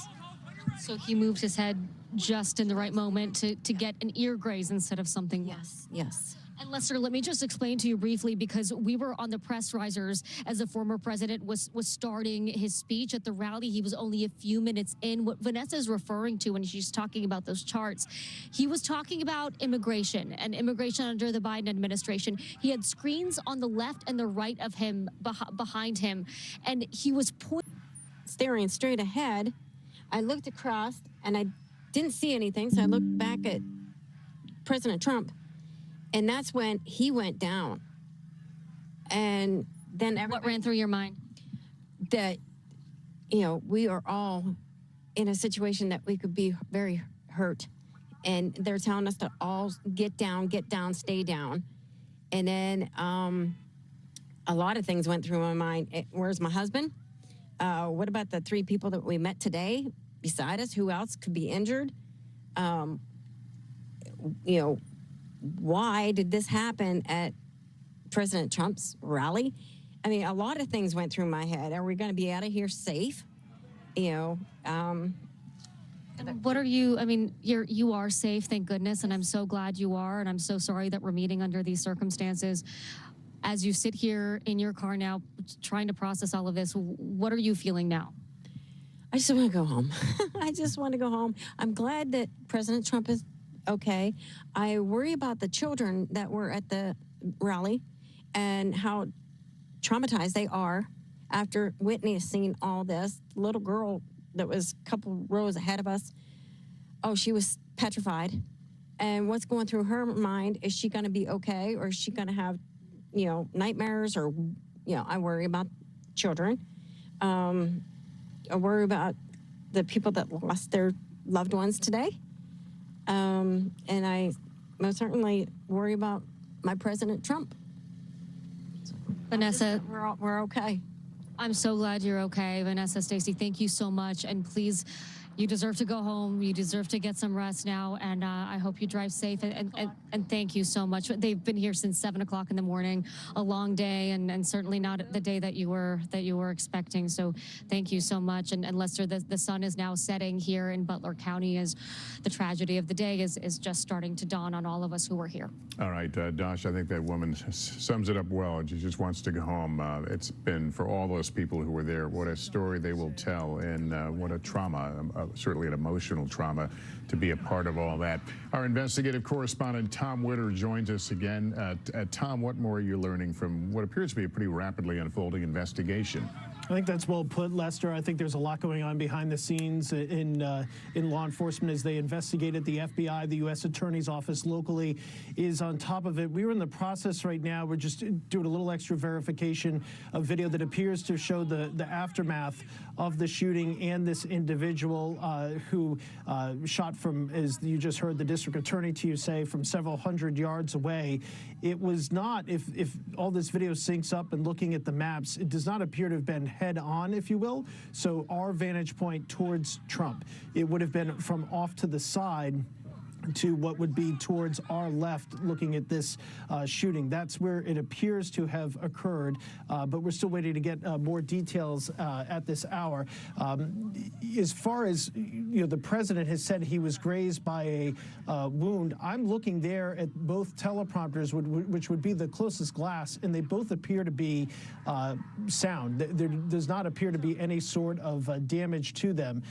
So it does appear, at least initially, that that's the case, but we're waiting to get some additional confirmation. What will happen now, this investigation in some ways will be quick because they'll want to make sure that there's nobody else that they need to be looking for. We obviously have other people who are running for office or in office currently that they want to make sure are going to be safe or not impacted by anybody who knew this individual. But from a forensic standpoint, from other standpoints, they will slow this down. And once they search that individual's premises, they will make sure that they have a full accounting and cataloging of all the evidence, even though the alleged shooter is believed to be deceased.